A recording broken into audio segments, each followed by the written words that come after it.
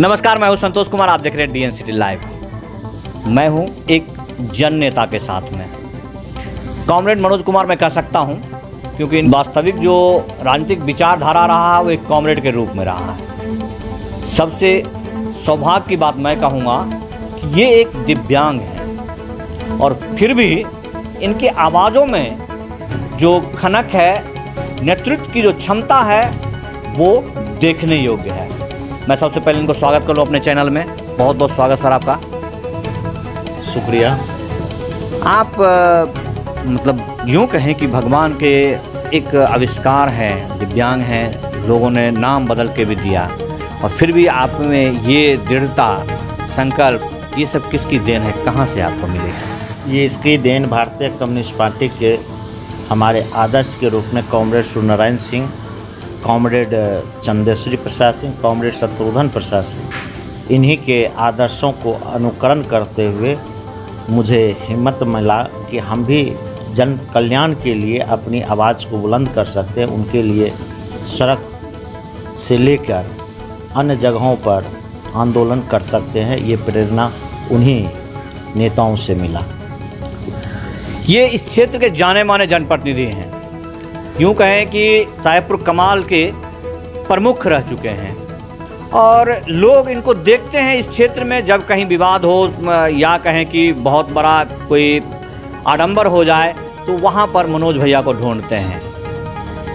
लेकिन जो वर्तमान परिस्थिति में देखें, बलिया लोकसभा था तो भी साहेबपुर कमाल विधानसभा पिछड़ता चला गया। आपका राजनीतिक कैरियर बहुत लंबा है। कहाँ कहाँ चूक हुई जो हमारे पास ना डिग्री कॉलेज आ पाया, ना कोई बड़ा हॉस्पिटल आ पाया, ना कोई रोजगार के लिए व्यवस्था खुल पाए? क्या हो सकता है कारण? इसके लिए जो राज्य सरकार लगातार बन रही है और कांग्रेस के देन के बाद कांग्रेस की हुकूमत में श्री बाबू रिफाइनरी, फर्टिलाइज़र, थर्मल, गरहरा आर्ट, बहुत से सिमरिया पुल दिए। और उसके बाद जब कम्युनिस्ट पार्टी सक्रिय राजनीति में यहाँ एक MP था और चंद्रशेखर बाबू जब बिहार विधानसभा में उसके एक मिनिस्टर थे तो बिजली से आधारित किसानों को, जैसे आज जैसे जल का नल योजना चल रहा है तो उस तरह से स्टेट बोर्डिंग के रूप में किसानों को पूरे बिहार में कम्युनिस्ट पार्टी के मंत्री के रूप में चंद्रशेखर बाबू ने सभी किसानों को सस्ती पानी मिले और अच्छा उपज हो, इसकी व्यवस्था भारतीय कम्युनिस्ट पार्टी की। रहा सवाल 1996 से और 1998 तक कॉमरेड शत्रुघ्न प्रसाद सिंह इस क्षेत्र से सांसद रहे। उन्होंने नेशनल ग्रिड थर्मल पावर से जोड़ने का काम किया बगराहाडीह में और ढेर सारे उनके कार्य अधूरे रह गए। मध्यावधि चुनाव हो गए, रिटर्न वो आए नहीं। यहाँ से राजवंशी बाबू जीते, यहाँ से मान लीजिए कि रामजीवन बाबू जीते और एक पूरे बिहार के चर्चित अपराधियों को भी बेगूसराय की जनता जिताने का काम किया और रामजीवन बाबू ऐसे, शत्रुघ्न बाबू ऐसे व्यक्ति को हराने का काम किया। यही सब हमारे विकास के अवरोधक हैं। नए जनरेशन को आए तत्काल चुनाव में, ये हमारे चुनाव को प्रभावित करता है। इसलिए आपराधिक चरित्र के व्यक्ति, निष्क्रिय जनप्रतिनिधि यहाँ से जीत जाते हैं अपने संदूक और बंदूक के बुनियाद पर।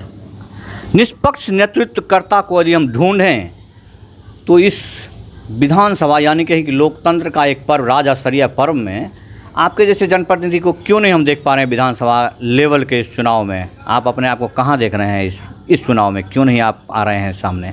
देखिए, पहला नंबर तो हमारी पार्टी जिस गठबंधन के साथ है उस गठबंधन में ये सीट हम लोग का बन नहीं पा रहा, इसलिए मैं उम्मीदवारी के मन में भी नहीं रखता हूँ।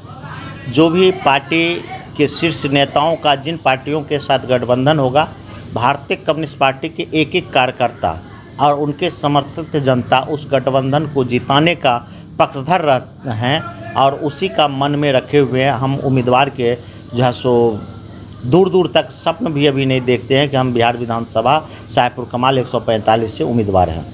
लेकिन यदि जनप्रतिनिधि की बात करें, वास्तविक जनप्रतिनिधि, यदि हम communist party, Congress party, BJP से बाहर निकल करके जनता के विधायक के रूप में यदि आना चाहें तो आपके जैसे जनप्रतिनिधि को आगे आना चाहिए, क्योंकि आप एक दिव्यांग होते हुए भी इस स्तर पर इतनी नेतृत्व क्षमता रखते हैं और लोग आपको पसंद करते हैं, फिर भी पीछे हटना क्या ये जन कल्याण के लिए अच्छा है?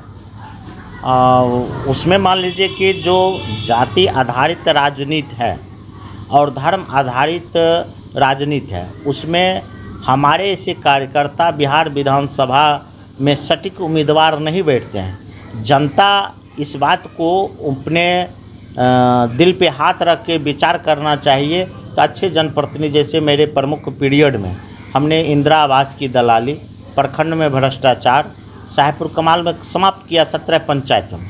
मौका मिलता तो मान लीजिए कि हम लोग आगे बढ़ते, लेकिन इसी प्रखंड के वैसे राजनीतिज्ञ लोग हमें हराने के लिए भी 20-22 लाख रुपया चंदा करके मुझे हराने का प्रयास किया।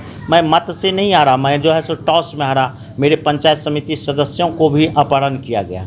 तो ऐसे अपहरणकर्ताओं को जनता जवाब देगी समय पर, लेकिन हम अभी उसके लिए कैंडिडेट के हम खड़े नहीं हैं। दूर दूर तक हम इसका सपना नहीं देखते। सपना यदि जनता देखे तो क्या बुराई है? आपको वास्तविक में आना चाहिए। क्या लग रहा है इस विधानसभा क्षेत्र में आपका कुछ समीकरण? अभी तक इस क्षेत्र में जो भी समीकरण है, वो समीकरण जो मैं पूर्व में बताया, जात धर्म पार्टी आधारित जो मान लीजिए कि जनमत है, उसी के आधार पर चुनाव जीता जाता है और उसमें हम कहीं से सटीक नहीं बैठते हैं। जनता स्वयं को ये निर्णय नहीं कर पाएगी। खूब हमें हमारे विषय में अच्छे से बोले या हमें भी आत्मसंतुष्टि है, हमने अच्छा काम किया, लेकिन उस अच्छा काम का परिणाम है कि जिस वक्त हम पर अविश्वास लगा, जनता को उग्र होकर वैसे लोगों को प्रतिकार करना चाहिए जो प्रखंड पंचायत समिति सदस्यों को भी अपहरण करने का दुस्साहसिक कदम जुटाया और वह फिर समाज के बीच में है, जनता के बीच में है, उसका कोई प्रतिकार नहीं कर रहा है। इसलिए मतलब इंसानियत के तौर पर जनप्रतिनिधि भी दुखी हो जाते हैं जब जनता उनका समर्थन साथ नहीं देते हैं। तो रियलिटी जैसे अभी मान लीजिए कि किसान नहीं मांगा है न्यूनतम समर्थन कानून, और वो सिर्फ मांग रहा है कि हमको न्यूनतम समर्थन मूल्य को जो है सो भारत सरकार अपराध की श्रेणी में लावे, कि अगर भारत सरकार और राज्य सरकार ने जो दाम निर्धारण किया, उस दाम के निर्धारण पर खरीदारी नहीं होती है तो उस पर आपराधिक मुकदमा चले। यह मांग है किसान को। यह मांग जो है सो पूरा करने के लिए देश के प्रधानमंत्री और राज्य सरकार उसके लिए तैयार है। कहता है कि न्यूनतम समर्थन मूल्य रहेगा ही, लेकिन उसको जैसे अन्य तरह से 3 कानून बनाया, उसी तरह से इसको भी कानून के दायरा में लाना चाहिए कि अगर न्यूनतम समर्थन मूल्य पर जो व्यापारी नहीं खरीदेगा उसको जो है सो मान लीजिए कि प्राथमिकी दर्ज किया जाएगा, उसको जेल के सलाह के पीछे भेजा जाएगा। सिर्फ किसान का एक डिमांड भारत सरकार और केंद्र सरकार नहीं पूरा कर रहा है। जैसे मान लीजिए उदाहरण के तौर पर अब 16 राज्य में कानून बन गया कि जो मज़दूर है, जो लेबर प्रवासी मज़दूर हमारे बिहार से ज़्यादातर पलायन करते हैं, वो कल तक 8 घंटा काम करते थे तो 1 दिहाड़ी मिलता था, और 12 घंटा काम करते थे 2 दिहाड़ी मिलता था। आज जब वो प्रदेश रिटर्न जाएंगे, ये कानून बन गया कि आपको 12 घंटा काम करेंगे तभी 1 दिहाड़ी मिलेगा, और सीधा सीधी जो है सो 4 घंटा का रुपया कॉर्पोरेट घराने के लिए जो है सो मान लीजिए कि सेव कर रहा है भारत सरकार। और पार्लियामेंट में कानून लाके पूरे देश में इसको लागू कर दिया, और फिर भी जनता जात और धर्म में भारतीय जनता पार्टी इंडिया गठबंधन को देख रही है। नहीं देखना चाहिए, उसको गंभीरता से लेना चाहिए। खास करके शिक्षित बेरोजगार लोग, जो बताया गया कि हम जो है सो आएंगे तो हम भय भ्रष्टाचार मुक्त समाज का निर्माण करेंगे, जो शिक्षित है जो उनको हम नौकरी देंगे, नौकरी के बदले और रेलवे को निजीकरण कर दिया। जैसे खास करके हम अपर कास्ट के विषय में कहना चाहूँगा, 2018 में उनको पार्लियामेंट में उनको कानून बनाया कि आप भी आरक्षण के दायरे में आइए, उनको आरक्षण दिया। उस वक्त अपर कास्ट के लोगों ने थाली पीटने का काम किया, ताली पीटने का काम किया। लेकिन 2018 से लेकर हम लोग अभी 2020 में बात कर रहे हैं, आज गांधी जयंती के अवसर पर बात कर रहे हैं। इस बीच में बताइए कि किस विभाग में, भारत सरकार के किस विभाग में उनको नौकरी देने का काम किया, 10% आरक्षण का जो है सो लाभ मिला सवर्ण जातियों को, वो हमको बताएं। तो जैसे सवर्ण जातियों को ठग रहा है, वैसे गरीब गुरबाओं को ठग रहा है। सवर्ण जाति में पढ़े लिखे और धन बल ज़्यादा है, उनको तो और ज़्यादा सोचना चाहिए, वो ज़्यादा रहबर के काम कर सकते हैं इस देश में, इस राज्य में, इस गांव में।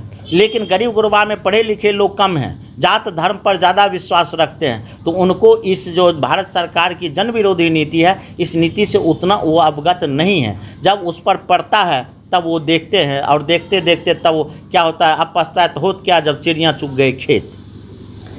जाति स्वर्ण हो या निचले स्तर की हो, धन जिसका है सिर्फ उसी को काम आता है। इसके पास जो संपत्ति है, गरीब जिस भी वर्ग में हो, उससे तो कोई मत नहीं बनता है कि उसको उसने दिया या आरक्षण मिले ना मिले। लेकिन आप एनडीए के बारे में इतनी बात करें तो अपने बिहार में, मैं अपने बिहार की बात कर रहा हूँ, क्या विकल्प है हमारे पास? लोग जो देख रहे हैं, हमें बिल्कुल नीतीश बाबू पसंद नहीं है, तो हम किनको ढूंढें, किनको मुख्यमंत्री बनाना चाहेंगे आप? देखिए, नीतीश कुमार जी पर मैं ज़्यादा नहीं कर सकता, इसलिए कि नीतीश कुमार से हम लोग भी व्यक्तिगत सीखने का काम किए कि नीतीश कुमार ने गांव का विकास में उनकी अहम भूमिका रही है। लेकिन कुछ ऐसे कार्य हैं, जैसे मान लीजिए कि वो कार्य उनको करना चाहिए, जैसे शिक्षा के क्षेत्र में शिक्षकों को जो है सो समान काम का समान वेतन देना चाहिए। आंगनवाड़ी के सेविका और सहायिका को उसको जो है सो मान लीजिए कि राज्य सरकार के चतुर्वर्गीय कर्मचारी के श्रेणी में लाना चाहिए। आशा कार्यकर्ताओं को लाना चाहिए। जो मान लीजिए संविदा पर डॉक्टर और नर्स बहाल है, उसको रेगुलर करना चाहिए। ये काम माननीय नीतीश कुमार नहीं किए, इसलिए इनको ये करना चाहिए। और जो हमारा रिक्ति है, खास करके शिक्षा के क्षेत्र में, उस रिक्ति को अविलंब भरना चाहिए तब। और बाकी काम उनका सराहनीय है, मैं उनके काम से बहुत हद तक सहमति भी रखता हूँ। लेकिन ये जो और काम बचा हुआ है, उस काम को, उनके जो रिक्ति है, जो रिटायरमेंट है, चाहे वो पंचायत सचिव हो, राजस्व कर्मचारी हो, उनको भरना चाहिए, तभी ये मान लीजिए सरकार चलाने योग्य है। मतलब साफ है कि विकल्प आपको भी नज़र नहीं आ रहा है। हर आदमी मानते हैं कि हम का मूल जड़ है वो शिक्षा है, लेकिन हम शिक्षकों को वेतन की बात तो करते हैं, लेकिन उनके शिक्षा देने की गुणवत्ता पर बात क्यों नहीं करनी चाहिए? इस विधानसभा क्षेत्र में आपके बच्चे रोड पर हैं डिग्री कॉलेज के लिए, कितने बार यहाँ पर घोषणाएं हुई है, उद्घाटन तक हुआ है, लेकिन अब तक हमें नहीं मिला है। उनके बारे में कौन बात करेगा? डिग्री कॉलेज से संबंधित जो मामला है, ये तो सपना राज्य सरकार के मुखिया माननीय नीतीश कुमार ही दिखाए। डिग्री कॉलेज ही नहीं, मेडिकल कॉलेज की भी शिलान्यास हुआ, जिस पर अभी तक एक ईंटा नहीं लगा। तो निश्चित रूप से बेगूसराय की जनता को नीतीश कुमार के विरुद्ध मतदान करना चाहिए। सपना इन्होंने दिखाए थे और वो सपना अभी तक साकार नहीं हुआ, तो इसका जो है सो नाकामयाबी नीतीश कुमार और भारतीय जनता पार्टी को भोगना पड़ेगा। और आने वाला दिन में आप जो कहा विकल्प के रूप में महागठबंधन तैयार है और एक अच्छा शासन देने के लिए निश्चित रूप से कटिबद्ध होगा और अच्छे प्रशासन देने के लिए बिहार की जनता महागठबंधन को जिताने का काम करेगा और इंडिया गठबंधन को हराने का काम करेगा। लेकिन जो मुख्यमंत्री के बगैर महागठबंधन के जो चेहरे हैं, जब जिसके नाम पर वो लड़ना चाहते हैं, लोग उसमें सहमत नहीं दिख रहे हैं, युवा सहमत नहीं दिख रहे हैं, बुजुर्ग सहमत नहीं दिख रहे हैं, तो उनको इस ध्येय को तोड़ना पड़ेगा। कोई सक्षम व्यक्ति को मुख्यमंत्री के तौर पर प्रस्तुत करना पड़ेगा। जैसे आप देखिए, भारतीय जनता पार्टी कई एक राज्य में चुनाव लड़ी, लेकिन वहाँ मुख्यमंत्री की घोषणा नहीं किया। जहाँ उनको अनुकूल माहौल मिला वहाँ मुख्यमंत्री घोषणा भी किए। लेकिन अनुकूल माहौल में अगर आप दिल्ली को देखेंगे तो किरण जी को बनाया गया मुख्यमंत्री उम्मीदवार, लेकिन वह किरण जी मुँह के खानी हुआ, उनके नेतृत्व में मात्र 3 सीट जो है सो जीत सका। और वहाँ पर आप पार्टी नवजात एक शिशु वहाँ 67 सीट जीत के भारतीय जनता पार्टी एक सशक्त देश में उनकी सरकार थी, उनको जो है सो धूल चटाने का काम किया। तो बिहार विधानसभा के चुनाव में महागठबंधन के उम्मीदवार दर्जनों लोग हैं। कांग्रेस में भी हैं, राष्ट्रीय जनता दल सबसे बड़ी पार्टी है उसमें भी है, भारतीय कम्युनिस्ट पार्टी में कन्हैया भी युवा चेहरा है मुख्यमंत्री के लायक। और हमारा जो चुनाव होगा, चुनाव के बाद बिहार विधानसभा के सदस्य मुख्यमंत्री तय करते हैं, बिहार की जनता मुख्यमंत्री तय नहीं करते हैं। ये आपका जो प्रश्न है संतोष बाबू, ये प्रश्न ही अव्यवहारिक है। बिहार विधानमंडल में जिसकी संख्या ज़्यादा होगा वो मुख्यमंत्री होंगे। जनता मुख्यमंत्री को वोट नहीं देते, जनता विधायक को वोट देते और विधायक अपने मुख्यमंत्री को चुनाव करेंगे। ये जनता विधानमंडल के विधानसभा सदस्य तय करेंगे। आपने देख लिया भैया, हमें गाँव से लेकर के पूरे बिहार और राष्ट्र तक घुमा दिए, लेकिन जो वास्तविक जड़ है ये खुद कह रहे हैं कि जनता विधायक तय करता है। तो हमारा विधायक तो हमें मिला ही नहीं अब तक। इस क्षेत्र में भी हमें देखे हुए हो गए सालों साल। देखिए, एक माननीय विधायक श्री नारायण यादव जी वाकई राजनेता हैं और अपने समय में 1980 से 85 तक और 90 से लेकर 2005 तक मंत्रित्व कार्यकाल में ढेर सारे विकास किए और आम गरीब गुरबाओं का आवाज़ बने। इसलिए ऐसा नहीं कहना है कि हमको आज तक विधायक नहीं मिला। जैसे अगर आप उदाहरण देखेंगे तो आपके इस क्षेत्र में जो खास करके बलिया और बलिया अनुमंडल की बात करें, साहेबपुर कमाल की बात करें तो गिरिराज बाबू को जीते हुए भी लगभग साल 1.5 साल हो गया और उनको भी किसी ने नहीं देखा। तो इसका मतलब ये नहीं है कि उनको मान लीजिए कि 18 प्रखंड और 1 नगर निगम 5 नगर पंचायत का उनको कार्यभार देखना और सेंटर मिनिस्टर है तो सेंटर मिनिस्ट्री भी देख रहे हैं। एक गाय में 100 बच्चा पैदा लेंगे उस पर रिसर्च कर रहे हैं। इसका मतलब ये है कि वो रिसर्च छोड़ के और जनता के बीच में बैठे रहे, ऐसा नहीं होगा। माननीय विधायक श्री नारायण बाबू भी अपने क्षेत्र के विकास के लिए जो उनकी ऐच्छिक योजना है उसके साथ साथ, और उनकी सरकार नहीं है और सरकार से प्रश्न किया जा सकता है, डिग्री कॉलेज की बात हो या मान लीजिए कि मेडिकल कॉलेज की बात, उनसे इस क्षेत्र में उनकी ऐच्छिक योजना खर्च अगर नहीं हुआ तो उत्तरदायित्व हैं, वो निष्क्रिय है। अगर उनकी ऐच्छिक योजना खर्च हो गया, वो मान लीजिए कि सरजमीन पे लागू हो गया तो निश्चित रूप से वो जो है सो मान लीजिए कि बधाई के पात्र हैं और ऐसे ही उम्मीदवार फिर से यहाँ से बिहार विधानसभा के सदस्य बनेंगे, ये मेरा मानना है। साहेबपुर कमाल विधानसभा क्षेत्र में लगभग 80% जो हमारा क्षेत्र है वो पानी में डूब जाता है, बाढ़ से ग्रसित हो जाता है, यानी कि हम रूरल में हैं। R1 में हमारा मात्र 20% इलाका है जो बलिया शहर हो जाए या जो ऊपरी इलाका है। तो इन क्षेत्रों में आप कह रहे हैं कि योजनाओं का प्रयोग हुआ, यूज हुआ, बहुत अच्छी बात है, लेकिन आज जहाँ देखेंगे आपके सैकड़ों ऐसे सामुदायिक भवन हैं जो पानी में डूबे हुए हैं। ऐसे में तो ऐसे जनप्रतिनिधि के ऊपर जनहित याचिका दायर होना चाहिए। आप रोड देखेंगे, रोड बना हुआ है लेकिन उसको रोज़ तोड़ रहे हैं। तो हम क्यों माने कि हमारे प्रतिनिधि जो है वो हमारे लिए काम किया? वो तो सिर्फ कमीशन के लिए काम किया है। देखिए, कमीशन की बात तो मैं नहीं बता सकता हूँ, ये तो इसके गहराई है या नहीं है। हमारे सामुदायिक भवन स्कूल डूबे हुए हैं कि नहीं है? ये तो देखिए, सामुदायिक भवन अगर स्कूल डूबे हुए हैं तो उसमें मान लीजिए कि विधायक उसको मान लीजिए कि अपने विकास योजना से उसको जल निकासी की व्यवस्था नहीं है। जल निकासी की व्यवस्था करना चाहिए ना हुजूर। हमारे पूर्वज 100 साल पहले घर बनाते थे तो हमारे घर पर पानी नहीं चढ़ते थे, चारों बगल पानी घूमते रहता था। आज के नेता लोग क्या बनाते हैं कि उनमें तुरंत पानी घुस जाता है?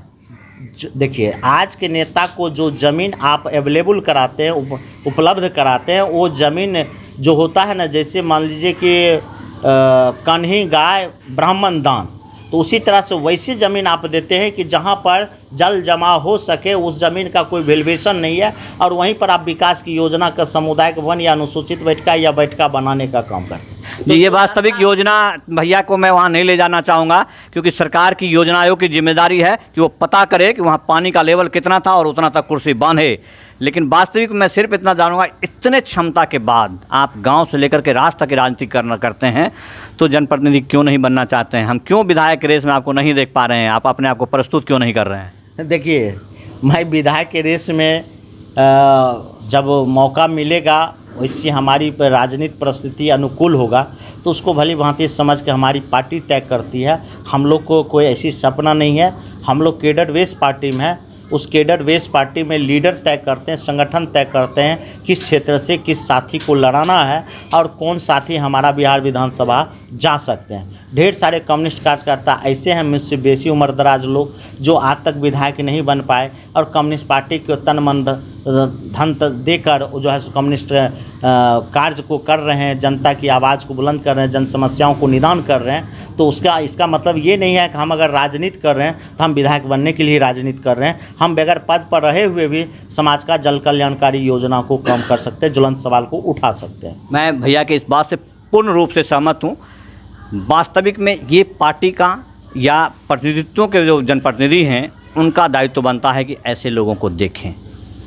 कोई अपने मुंह से तो कहेगा नहीं कि मुझे विधायक बनाओ। वास्तविक में जो जनप्रतिनिधि है वो तो बिल्कुल नहीं कहेगा कि मैं जो सेवा कर रहा हूँ अपने निष्पक्ष रूप से सेवा कर रहा हूँ। ऐसे लोगों को ज़रूरत है जो प्रतिनिधित्व करे, क्योंकि आम जन के साथ साथ आप देख रहे हैं कि एक दिव्यांग व्यक्ति होकर के आप इतनी राजनीतिक दक्षता दी, हमेशा तत्पर रहे इस क्षेत्र में, इसके लिए मैं बहुत बहुत शुभकामनाएं दूंगा भैया। और मैं निवेदन करूंगा कि आप ऐसे व्यक्ति के लिए एक कोई संघ बनाएं, संगठन बनाएं जो इस क्षेत्र के लोग आपसे जुड़े। मेरा इस कोसी क्षेत्रीय विकलांग विधवा वृद्ध कल्याण समिति के मैं उपाध्यक्ष हूं, जो मेरा सहरसा में प्रधान कार्यालय है। मैं अपने वर्गों के लिए 1995 से मैं काम कर रहा हूं और ढेर सारे बेगूसराय में ट्राईसाइकिल, व्हीलचेयर, क्लीपर, जूता, बैसाखी, एल्बो कैच, स्टिक मैंने वितरण करने का काम किया। उस समय मैं बेगूसराय के तत्कालिक डीएम जो है सो श्री विमल कीर्ति सिंह जी थे, जिन्होंने इस काम में हमें बहुत मदद की है और उस मदद की बुनियाद पर बेगूसराय में हजारों हमारे वर्गों को इसका लाभ मिल सका। इसका संगठन है, लेकिन इस संगठन को सरकार ने जो है सो दरकिनार कर दिया है। जनसंख्या का 5% ये हमारी आबादी है, लेकिन इस आबादी को भी कोई जो है सो अहमियत नहीं है। जैसे मान लीजिए राज्य सरकार बिहार विधान परिषद में कलाकारों को भेजता है, लेकिन 5% आबादी जो हमारा है उसमें से किसी का प्रतिनिधित्व नहीं है। तो वैसे जगह में राज्य सरकार का दायित्व बनता है, भारत सरकार का दायित्व बनता है कि ऐसे जो मान लीजिए कि अभी हमको विकलांग से दिव्यांग का मतलब नामाकरण किए नरेंद्र मोदी जी, लेकिन आज तक राज्यसभा में किसी दिव्यांग को प्रतिनिधित्व करने के लिए वो अपने कैबिनेट से मंजूरी दिए हैं। सिर्फ नामाकरण हो गया कि मान लीजिए कल हम विकलांग थे, आज हम दिव्यांग हो गए।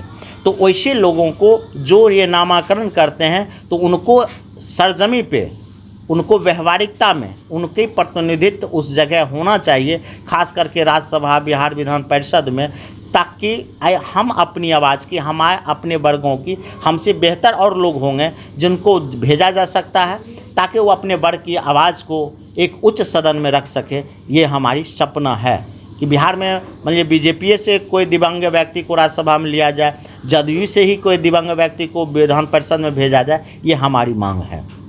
बिल्कुल वास्तविकता है ये। भावनाओं की कद्र होनी चाहिए। जो व्यक्ति जिस दर्द को झेल रहा है वो उससे ज़्यादा कोई बखान दूसरा व्यक्ति नहीं करेगा। यदि माननीय प्रधानमंत्री जी के द्वारा इतना सुंदर शब्द यदि वरदान के रूप में माना गया है तो मैं भी निवेदन करूंगा कि इन्हें अवसर मिले। बहुत बहुत धन्यवाद आपका, बहुत बहुत धन्यवाद भैया आपका। शुक्रिया संतोष जी, ये आपके मार्फत आवाज़ और दूर तक जाए। खास करके हम नौजवानों से आग्रह करूंगा, जो नौजवान सोशल मीडिया पर एक्टिव हैं वो इसको सिर्फ मेरी भाषा को आप सुन के समझ के उसकी तरफदारी नहीं करना है। वास्तविकता में आप अपने भविष्य उज्जवल के विषय में सोचना है। जो सरकार आपके साथ खिलवाड़ कर रही है, निश्चित रूप से जो जनप्रतिनिधि खिलवाड़ कर रहा है उसके विरुद्ध आपका जनमत हो, यही अपेक्षा का अर्ज आप तमाम जैसे सोशल मीडिया और प्रिंट मीडिया से के दर्शकों से मैं करना चाहूँगा। बहुत बहुत शुक्रिया संतोष जी की।